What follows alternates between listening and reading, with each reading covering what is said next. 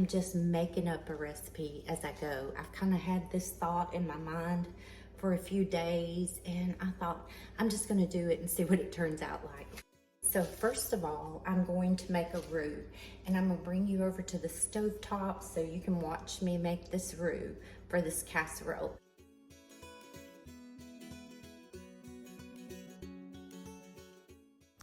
First, you'll need a medium-sized skillet, and we are going to put some olive oil in here, which I've already done, about 4 tablespoons. Just a little flour, and I'm just guessing, guys, probably about 3 tablespoons of flour.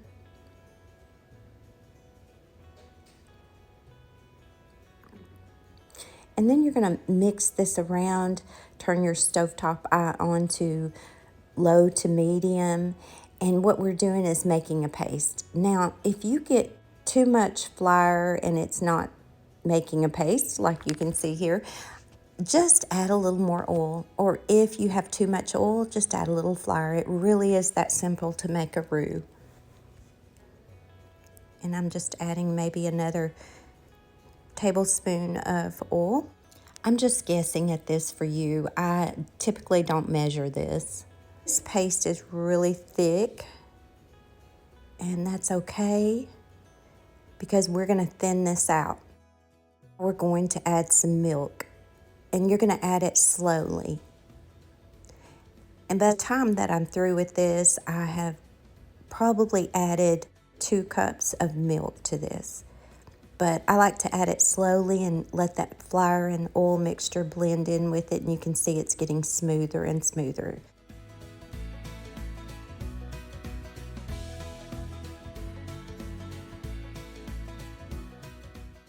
And you're going to continuously stir this. Do not leave this. If you leave it for long, you're going to have lumps in your roux.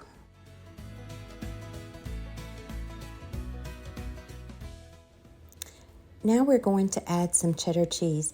Do keep in mind, we don't want this to get thick. We're not trying to get it to the boiling point. And once that cheese melts, you're going to take this off the stovetop eye because we don't want it to boil. It's going to thicken on its own because keep in mind we are going to bake this in our casserole.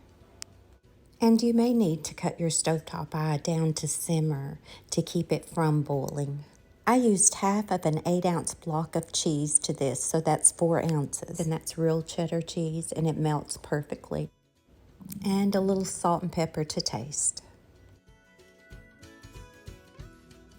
Okay, so I've made my roux. I didn't let it get to the boiling point, and I'm gonna set it aside, and it's really cheesy looking. Okay, I've got a 7x11 baking dish, just a small one because it's just me and my husband, and we'll have a lot of leftovers, and I've already got a few in our refrigerator, so I don't wanna waste food. But I'm going to first oil down my baking dish with just a tad bit of olive oil. I've got some small potatoes that I need to utilize because I don't want to waste them. And this one may not work, but we're gonna try this. And I'm using my little handy dandy gadget. This thing is great for slicing really thin potatoes, making potato chips, or even fried potato chips, which are so good. But this slices them just paper thin. And you would not believe how much potatoes you get out of just one potato. I mean, it looks like you sliced up 2 potatoes instead of 1. So this is a great way to stretch a meal is by using one of these. And it does come with a guard, and you are gonna wanna use that the closer you get to that blade because it's really sharp. See how many it made? It makes a lot. So I'm going to put my first layer on, just like that. And now I'm going to take some kielbasa. This is just turkey kielbasa. Let me open this up.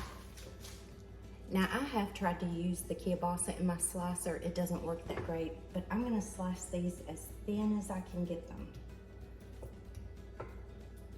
I used half of the kielbasa here. I am just limited as to what I can have when it comes to meat, especially. I'm allergic to some other things too, but being allergic to pork and beef is kind of major. My husband, he's so creative. He's made some great recipes, and we've found ways to utilize the turkey and chicken and make some great recipes. So if you wonder how is it that I have so many chicken recipes, I have made chicken every way that you can think of. But this week I'm a little burnt on it. So, but this is my second layer, and that was half of that 13-ounce kielbasa. Now I'm going to put another layer of potatoes. Now I tell you what, let's not do that. I told y'all I'm making this up as I go. We're going to pour half of this mixture right on top of this. Oh, and it's so cheesy. Look there. Yum. So we're going to pour half of this on top. And now I'm going to layer it again. And we're just going to put these potatoes on here. And guys, that only took 2 small potatoes so far. I think I can get away with just dicing up one more. Just diced up that other tiny potato, so I've only got 3 very tiny potatoes in this so far. And I think this is going to be enough. Because you know, you have to stay away from those white foods. Sometimes you just have to back away from them. Especially if you're diabetic, you need to stay away from the white foods. And potatoes is one of them. But, you know, like I said, I've said it before, God made potatoes. So we do need some potatoes in our diet. Or at least that's my way of looking at it. Okay, so I'm gonna set this aside. I'm gonna cut up the other half of the kielbasa. This is a really inexpensive dish to make too. I've got 2 layers. I'm just gonna pour this right on top. Oh, yummy. Yummy, yummy. And I don't know what made me think of this, to come up with this, but I love to get creative sometimes when I have time in the kitchen. Perfect. I am going to bake this on 350 degrees. And once this preheats to 350 degrees, I'm gonna put this in the oven. I'm gonna cover it with aluminum foil, and I'm gonna let this bake for probably about 45 minutes. And then when I take it out, I'm gonna top it with some cheese. I actually let this bake for 50 minutes, took it out, put the cheese on top, and put it back in the oven for about 5 minutes.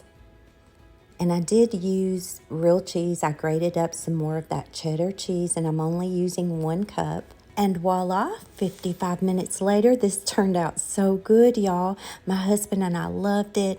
The next time I do this, and there will be a next time, I believe I'm going to add some onions as well. And it looks nice when you cut into it too.